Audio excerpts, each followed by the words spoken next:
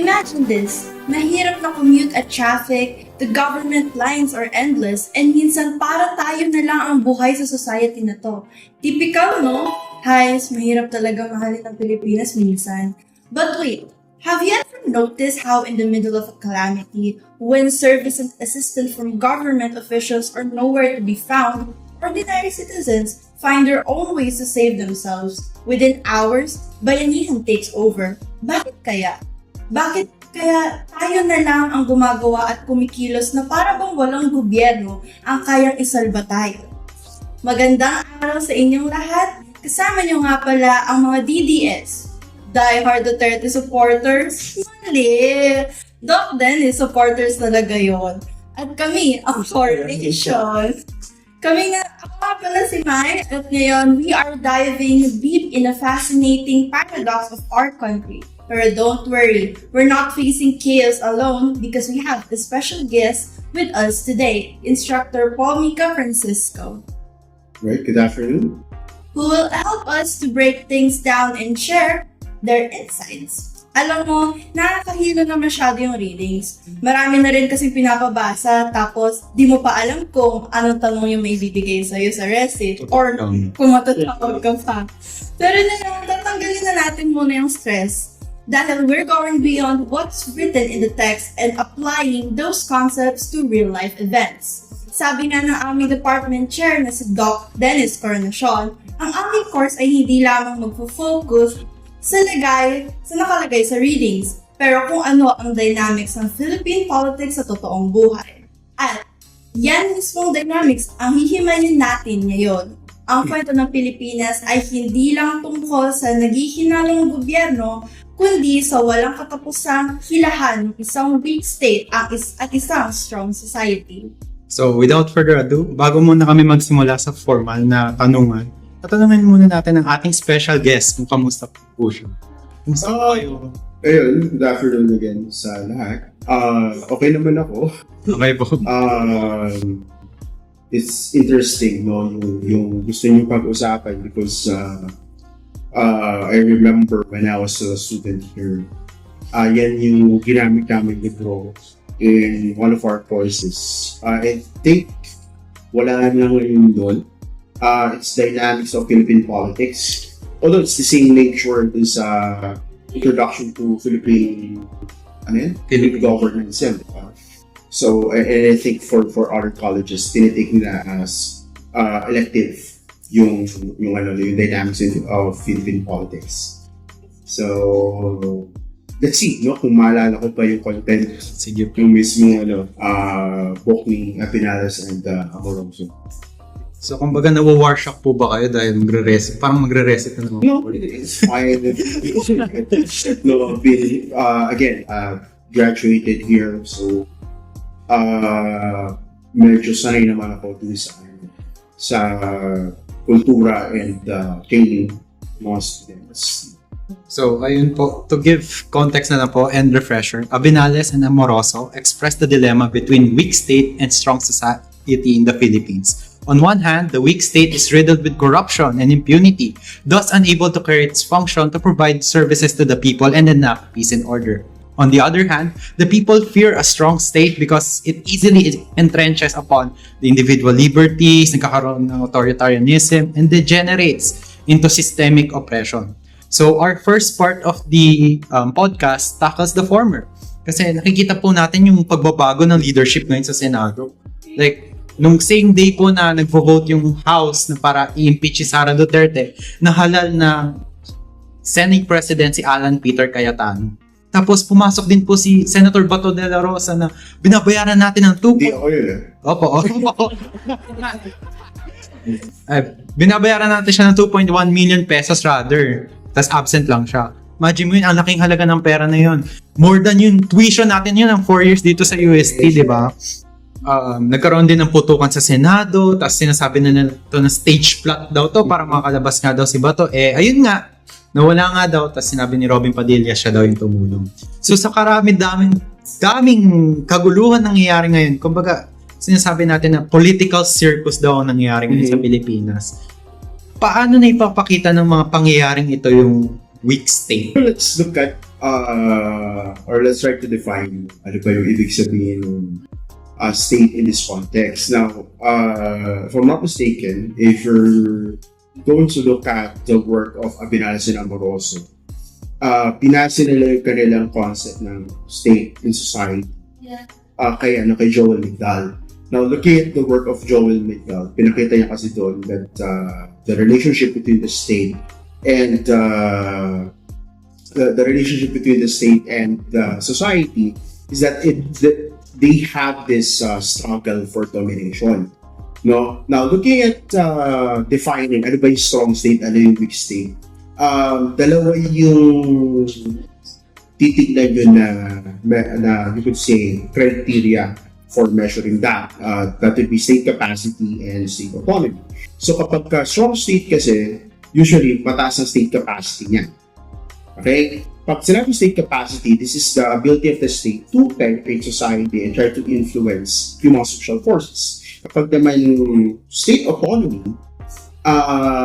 ito yung capability of the state to not be influenced that easily by social forces. Ngayon, since we're talking about weak state, ibig sabihin yan, mababa ang state capacity, mababa ang state autonomy. So, lagay natin sa situation na binabanggit ka kanina. No? At the introduction, you mentioned about parang walang government na tutulong. So, makikita nyo doon, weak yung state capacity niya. Kasi, instead na matulungan ka doon sa pangangailangan mo, sinong kikilos? As you mentioned, yung mga Pilipino na din. No? Papasok si bayanihan, papasok si resilience. But, minsan kasi na-romanticize yung concept ng particularly sa resilience, which I think is one of the reasons why the government does not try to improve or try to strengthen the state capacity. Kasi resilient naman yan. Bawa, bumaha, tatawanan mo lang, no? Gagawin nyo pang resort, di ba? Pagka ginagawa resort ng mga bata sa kalye. So, ano siya, no? Bakit kami gagawa? You see, why would I strengthen my state capacity if Filipinos can actually face this with their resilience? Then, you mentioned about what happened in the Senate. Paano siya naging weak state? So, makikita nyo, papasok dun sa state autonomy naman that the Senate, just like other institutions, are captured by particular elite interests. No? And syempre, when you talk about different social forces, kasi ano naman yan, ang counterpart niya, very strong ang society. But when you look at society, it is composed of different social forces. So hindi naman lahat yun ay malakas. Meron lang particular people or particular social forces that are strong. So in this context, makikita nyo, you have political dynasties. No, sila yung very strong. And they are able to capture yung Senate. Yun yung nagpakamusapan kasi yung context natin dito. So, makikita nyo, sino ba yung mga nasa Senado? Just looking at the majority, the members of the majority, may magkapatid na Cayetano. No? You have other members of the elites. Even the minority may ganun din. So, the point here is, the reason why this is happening is because these social forces, at least yung political families ito that has captured the Senate, are able to push their interests and actually use state resources to do that. So, it's a weak state because society or a particular social force is able to push their interests and influence the way the state works. Kaya instead na maitulak natin yung let's say impeachment without any issues, meron siyang question ngayon whether the Senate, the senator judges in particular, will be impartial to sa paggawa ng decisions. So, yun yung application ng concept ng weak state dito sa Senate. Speaking of the Senate naman po, release na po yata ng GMA kahapon ng parang summary po na parang 8 po sa members ng majority sa Senate po ay may hinaharap po na kaso. Yes. Si si Jinggoy, si Villanueva, saka si Escudero, merong kickback daw po sa flood control. Si Bongo, saka si Bato, self-explanatory na po, meron po Sa ICC naman. sa ICC. Si Marcoleta, tumanggap daw po ng donation nung campaign, tas hindi po isinad sa kanyang sose. Tas next po si Villar, yung mga magkapatid po na Villar, kinasuhan din po na insider trading saka market manipulation.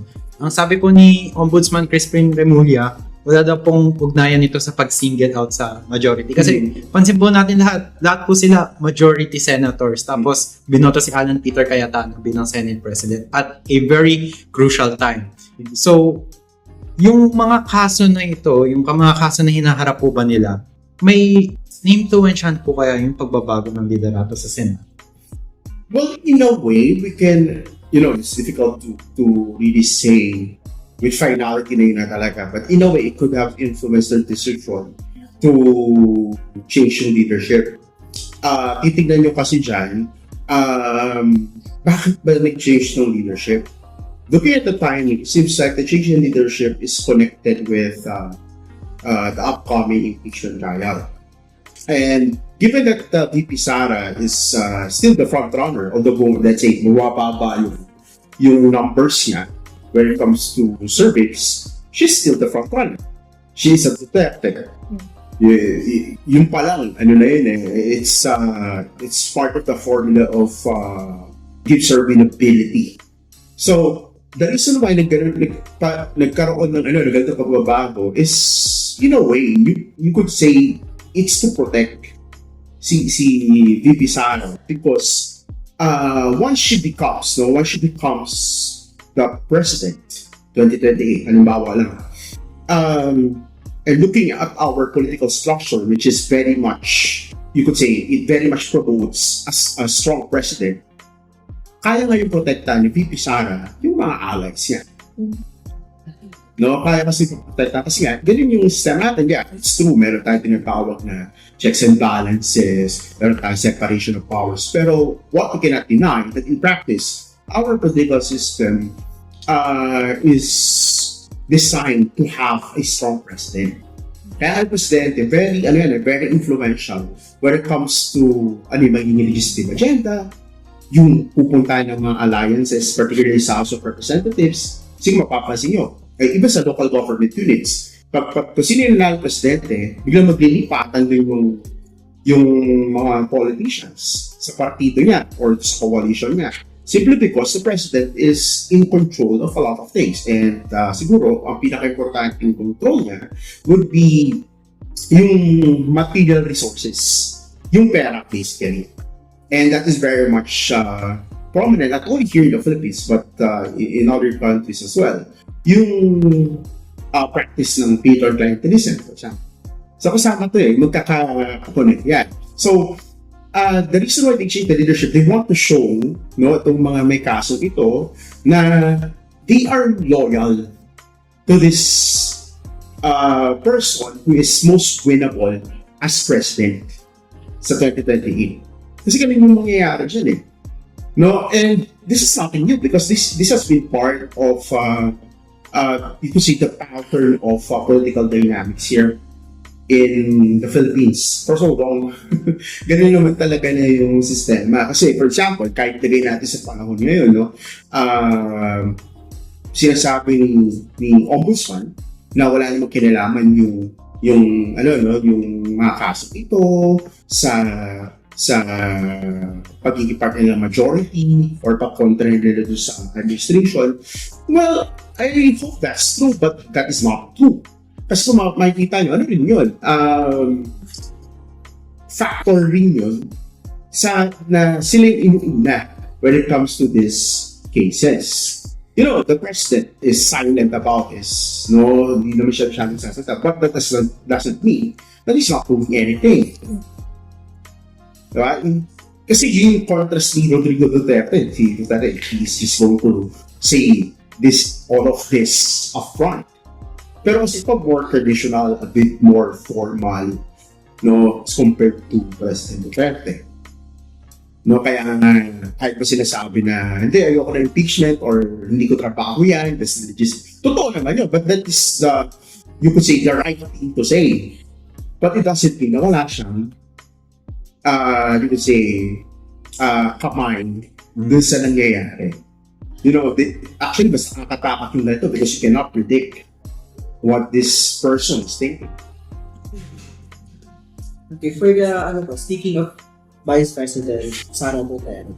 So like I mentioned po, parang di ba sa ayon sa Constitution natin na ang Senate ang tatay ang impeachment of court kapag pumasa na, pag pinasa na ng House, ang article of impeachment per House. So in this case po, di ba parang nag-announce si Sara na parang presidential degree, parang tatay Yes. na presidential degree. Paano po kaya na-apektuhan na announcement po na yun ni Sara Duterte, yung overall decision making, not just sa senator, but also doon din po sa House of, or doon po sa buong legislative branch. Well, it's an early announcement, and I would like to think that on their part is a calculated, it's a calculated move. Although it's also risky in a way, kasi looking at some presidential polls before, like D9, na maaga nag-announce kung tipo kakapanalo pa lang yan, nalo siya na susunod na tatakbo ang presidente. No? Ang nangyari sa kanya, kahit frontrunner siya, unti-unting bumagsak yung numbers niya because siya na tinatarget ng mudslinging. Diba? Na siya na yung lahat ng controversies niya biglang lumabas.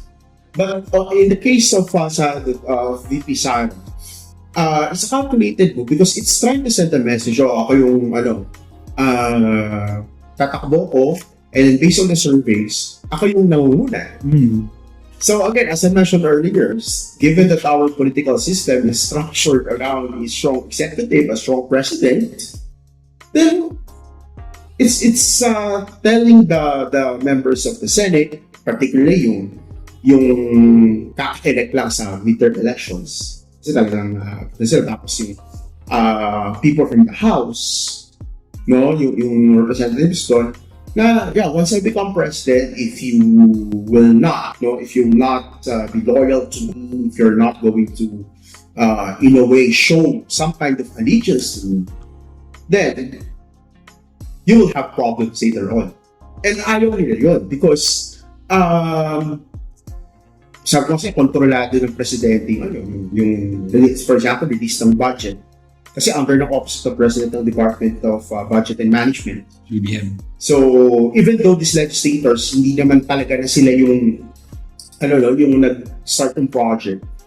Kasi nga, because of the PDAF issue, yung pork ballot issue during the time of Napoles, meron pa rin silang parang sa kanila yung dadaan, sila yung mag-i-sponsor kasi naging ganun yung proseso. So let's say isang agency, let's say DSWD, may project siya, pwede niya ipa-sponsor dun sa isang senator or isang member of the House, tapos defend lang yun So eventually, makakuha sila ng budget from the office of that senator or from the office of that representative. So ganun yung proseso. Hindi na ngayon sila nag-implement ng projects, yung mga legislators, but money is still, they still have money that they can use.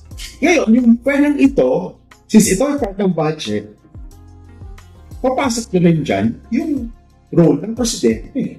Okay, dun po sa thank you for that, Carl. Dun po sa Senado, ay paano po kaya umikot yung pagiging patron politics or paano po kaya naapektuhan yung credibility as well as yung trust na nangagaling doon sa Senate nung nagkaroon ng parang tumakas na po yung si Bato, di ba sir? Parang sila na mismong majority nung nag-help and tumasok lang talaga si Bato. Makikita natin na calculated rules sila kasi pumasok talaga si Bato para na ma-elect si Cayetano as the president, as the Senate president. How can that affect po kaya the overall run po ng Senado po? Its impact can be seen as, you could say, it can be described as a double-edged sword. Positive, at least on their end, their supporters, nakita na, we are able to change the leadership, now we have control of the Senate. There's a higher possibility that even if we proceed with the impeachment trial, that the vice president can easily be acquitted. But on the other hand, it will have some kind of impact on, or negative impact on the Senate too, because when it comes to the timing, no, na parang lumabas talaga nagpalit lang sila for the sake of the upcoming impeachment, and then yun nga, they took care of a fugitive, ganun yung lumalabas, and tinulungan pa nilang makatakas, no, is one of the senators aided, no, the escape of Senator Bato, and that would impact negatively on the Senate. And another thing is, bakit parang bumabagsak na yung credibility ng Senate is, since naupo itong bagong majority, there's just so much drama going on. There's just so many things happening. Diba? Nagpalit ka ng leadership, bigla nagkaroon ng putukan, tumakas si Bato, then after that, nagkaroon ng sigawan, no, parang naging malaking, issue, yung kumbaga, you're just imposing yung parliamentary procedures, yet, feeling mo na, na-offend. Because nasigawan daw siya, which I don't think talaga yung nangyari. Kasi I watched it, hindi naman sumigaw yung tao, but anyway, ganun yung interpretation, bakit ngayon, sabi naman nung isa, sige, dali mo na sa episode, ano yun naman dali? So, I don't know, no? Issue na naman yata, I think this morning I just read, issue na naman yung paniligaw daw ng Senator Kiko. Yan, nagkaroon din ng putukan, hindi yung araw sila kinumusta, no, na stress sila. So, yun yung, yun yung, lahat ng nangyari, no, lahat ng yung nangyari, once the leadership changed. Now, I would like to add, no, this pagdating naman ng sa minority na nag-walk out, I think this is more of a response. No, okay, may drama din kami. I would like to think na ganun yung response. Ganun yung drama namin. And kasi right now, no, if you're going to look at our politics, it's more than just, a battle of resources. It's more than just a battle of, you could say, campaigns locals. Hindi na ganun lang eh. No, it's also a battle of narratives. Parang nga nagsishift na tayo dun. Especially you have social media, you have people monitoring yung nangyayari. So, dahil minomonitor yung mga tayong nangyayari, na tinitignan ano yung mga kwento that they would, for example, pasok yung pa yung video ni Amy Marcos. So, it's a battle of narrative. So, this is a response from the minority. I would like to think that this was a response for them. Okay, yung kwento yun. Ito yung sa amin. And, both of them, kung isipin, sir, legal ba yun yung ginagawa? Yes, it's legal. It's still within the bounds of the rules. Kasi, for example, bakit na-adjourn yung session? Wala nang forum. Wala nang forum eh. Kaya question ni Marcoleta yung bakit kanina may forum naman tayo, but still, there was already a motion to adjourn, and pag nag-call to parang forum ka, tapos wala na talagang forum, then there's no point in moving forward. Or how the individual, the masa, looks at our government as a circus. During the session or the hearings po, from time and time again, they keep on mentioning na sabi sila pinagtatawanan na tinatanong sila what is happening with our damn government. And with that being said po, you did mention two factors, which is the state autonomy and state capacity. With that being said po, we would also like to highlight first the category of strong society. Katulad sa natural sciences, we do believe that for every action, there is an equal and opposite reaction. Mayroon sa political science kung saan ang corrupt na sistema, impunity at nakawan ay magre-resulta sa pagsastand ng mga tao sa injustices. Kaya tayo may revolution. Kung kulang ang estado sa pag-provide ng justice, security at public services, paano nakabubuo ng influence at legitimacy ang groups tulad ng CPP, NPA, NDF sa ilang communities po? Alright. If you're going to look at the Philippine left, No, they're not united. No, they're not united, definitely not united. If I go to use the framework of Migdal, yung state niya, it's not even a unitary actor. It has different levels. So different levels na yun, may struggle for domination. What more sa society? So in society, you are composed of different social forces. So you mentioned the CPP-NPA. The CPP-NPA is just a single social force. And they're trying to, let us say, influence the state through their so-called protracted People's Revolution, which was coined by Jose Maria Sison. Ngayon, sinusuportahan ba nila yung community? It's actually difficult to say because not all communities are supportive of them. Particularly, sila rin naman, they are committing atrocities against some of the communities.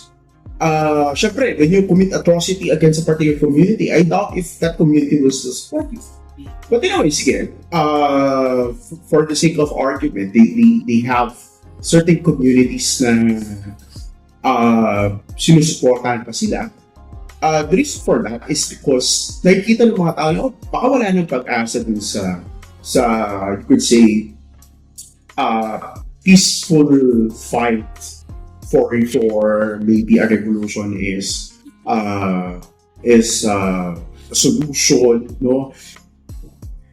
So, doon tayo sa legal front. Sa legal front, eto ngayon, when you try to lobby, when you try to win a particular position sa government, so it will be part of the system. Pero on my end kasi, I would like to believe that the communists, no, should be given some kind of space in governance. Kaya para sa akin, hayaan mo sila tumakbo. If they win, they can help sila, they can push for their interests there. No? Ang problema lang kasi sa ating mga Pilipino, pag sinabing kaliwa, automatic terrorista, that's not true. That's not true. It's a matter of ideology and there's nothing wrong with any kind of ideology. Kahit ba anarchist ako eh. Diba? Kasi wala naman yung ideology ko doon sa behavior na meron ako.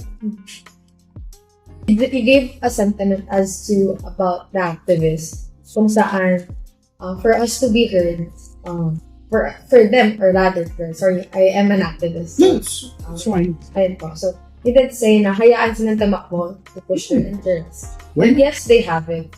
And with that being said po, I do want to raise a question na, okay, they have it, but is that position enough for them? Which goes towards the second point that you have, which is about the revolution. You did say that the revolution is not as neat as it is, but let's take CPP, which is now set down, for example.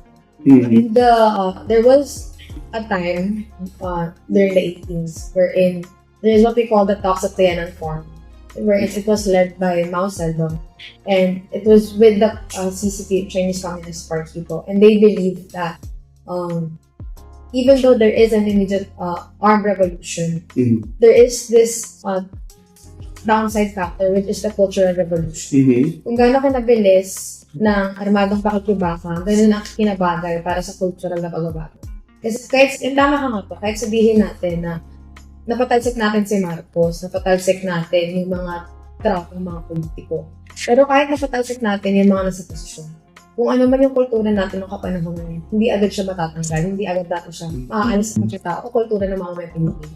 Ngayon yung pinaka-root ko ng question ko dito, since sabi nga po ang paniniwala ng po, there is a revolution through a gradual or radical way, but there is also uncertainty. Ang pinaka-point po namin is paano magiging strong ang society amidst the issue with the revolution as it is, knowing kahit kiniklaim ng karamihan ay armadong pakikibaka, ano po sa tingin niyo ang mas nararamdaman? Pakikibaka gamit ang sandata, pakikibaka gamit ano po?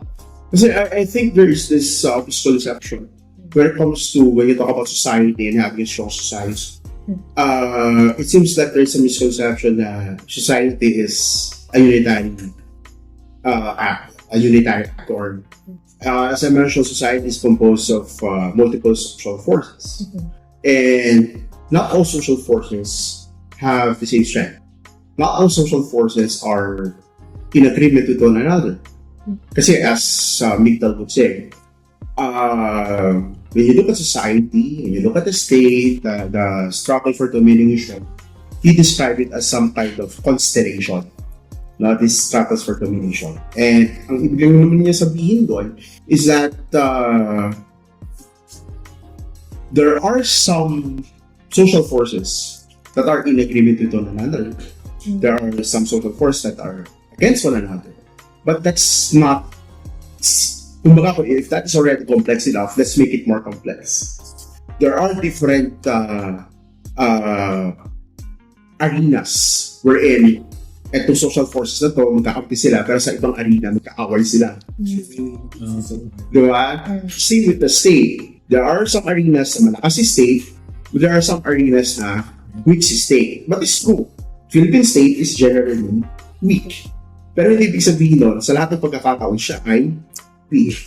Alright. So, again, on my end, no, siguro, there are things that we have to really think about before we act on it. We really have to think about it. O hindi ko sinasabing mawala yung prinsipyo on anything. You can still have that. It's just that in real politics, kumaga, hindi kasi pwedeng kung ano lang yung gusto mo, yun ay masusunod eh. Diba? With all that po, I think, ang pinaka-common denominator is the term ng pakikisama. Because Yeah, the term in a way. pakikisama is playing politics and gets you across things and the representation of things. Thank you very much for all the information.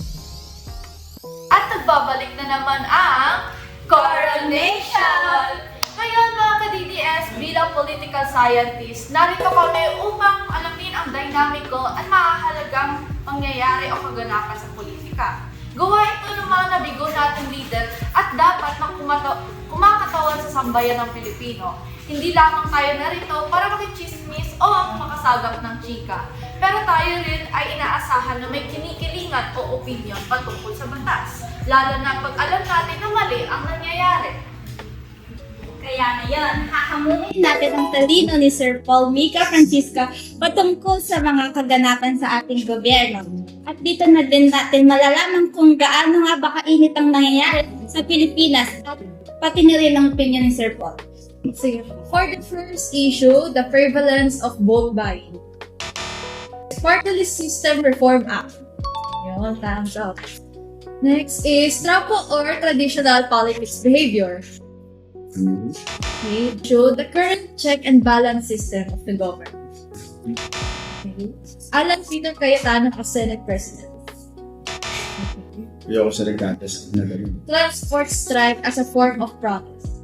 As a form of protest. Okay. Conviction of Sara Duterte. And bayanihan of social forces. Bayan yan, social forces. Ideally, State or society po? state. Feudalism or unitary government? Yeah, federalism. House of Senate or House of Representatives? I'll still go with the Senate. Bayanihan or ayuda? Bayan. Charter change or the 1987 Constitution? Charter change. Which topic are you interested the most po? Extrajudicial killings or martial law? EJK. So that ends our segment for Chocolate. Talaga naman na mainit-init pa ang naging opinion ni Sir Paul patungkol sa ating politika. Kumbaga lahat naman tayo ay nagtataglay nito, lalo na kung hindi na tama ang trato sa sambayan ng Pilipino at nakakapektuhan ang mga nasalaylay. Nangangalikuhan lamang ito na sa susunod, tayo ay bumoto ng tamang at karapat-dapat na maging leader upang maramdaman na may bakas ng pagbabago sa ating lipunan. Panatilihin nating bukas ang ating mga mata sa katotohanan, ang tinig para sa kaganapan, at bibig para sa bumuposes dahil ang politika ay hindi palaruan lang. Muli, ito ang Coronation, the only place where the opinions are free and facts are questionable. Maraming salamat. Okay.